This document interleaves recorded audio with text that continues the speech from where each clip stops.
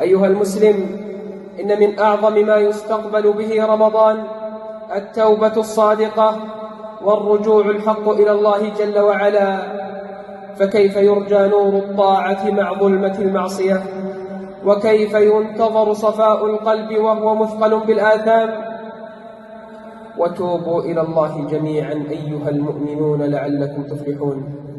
ومن أعظم ما يستقبل به رمضان سلامة الصدر وترك الشحناء والبغضاء، فكم من عمل عظيم حجب بشحناء لم تنزع، وكم من أجر كريم تأخر بسبب عداوة لم تقطع.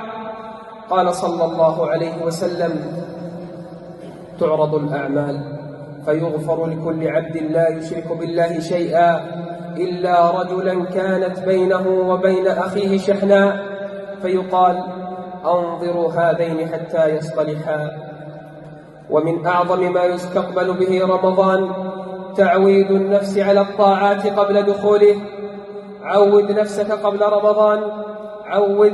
قبل رمضان على الصيام والقيام والذكر وقراءة القرآن، فقد كان النبي صلى الله عليه وسلم يصوم شعبان كله إلا قليلا.